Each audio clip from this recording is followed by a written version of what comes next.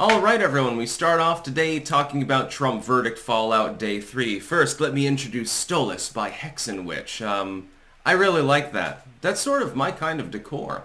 So I'll be doing a shout out for that, but first, I gotta do the whole European adventure thing. Don't worry, I'm not fleeing because I think of civil war is coming or anything like that. Link in the description, archived of course. The first flash polling that came out immediately after the verdict pretty much is just a corroboration of what I had believed.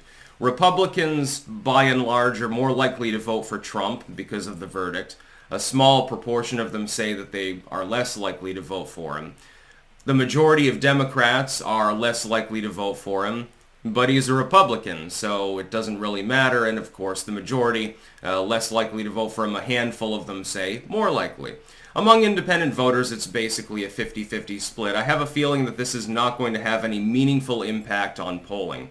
If anything, it is a slight advantage for Donald Trump. He maybe gains a point or he loses a point. It's sort of up in the air. As expected, though, it's not really going to do anything meaningful to the race. Trump has been systemically ahead and certainly running ahead of where he was in 2016 or 2020. And so, you know, a lot of those votes are already hardened. People have said, well, Bidenomics is a disaster. I'm voting for Orange Man. Donald Trump is a felon. I'm voting for decrepit, demented dude. Most people have already locked their votes in. Anyway, by the time that you get towards the end of the election, some people will have already voted early anyway. So, again, as you march on in time, you get more and more of a blunted impact from anything that can and does happen. I would expect that Donald Trump is likely to win re-election. I believe there's a 90% chance of that. I don't see anything in the first round of flash polling that would change my mind on that. If anything, I think, again, it is a slight advantage to him. When you raise $52 million in a 24-hour period, yeah, that's probably an indicator that you've gained some support. I would know. And this is just preliminary.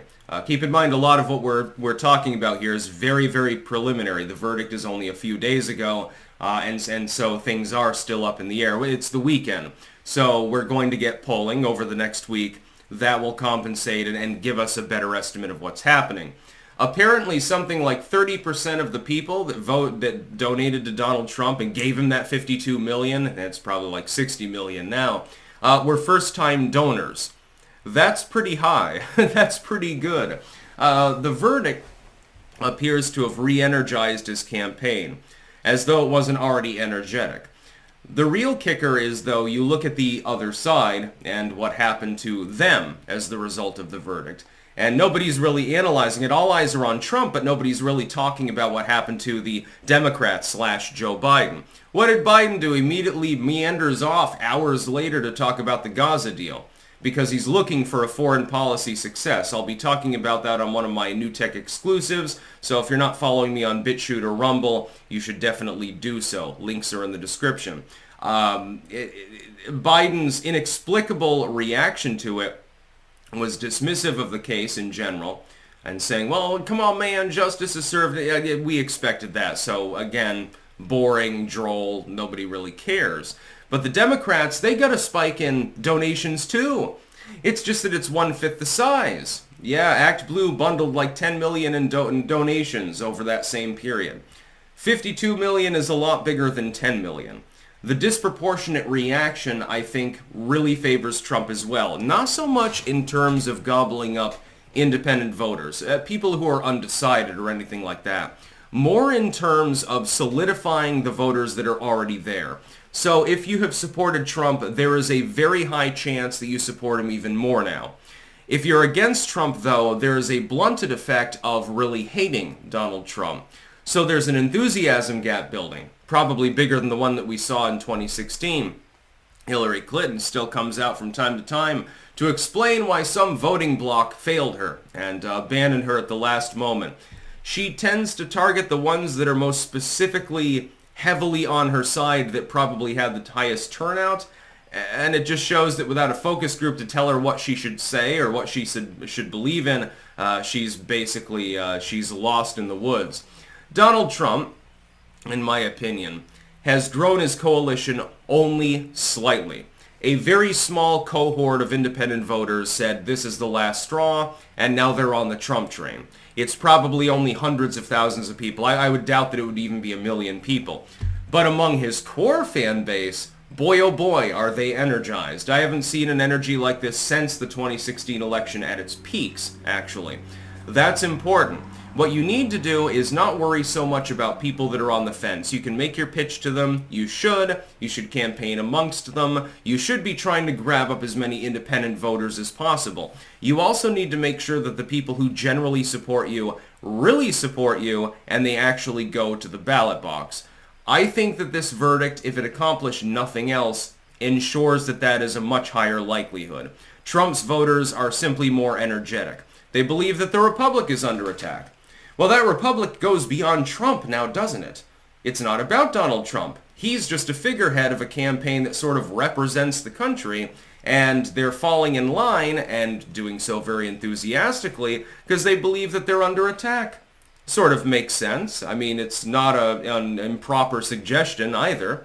If they can do this to the former president of the United States, in an obviously biased trial likely thrown out on appeals no matter what happens with the election anyway, then what do you think they can do to you? Yes, you're very impressive. You made 6 figures last year, and you're a doctor or a lawyer or something like that, and they'll fuck you in the ass. They'll crush you completely.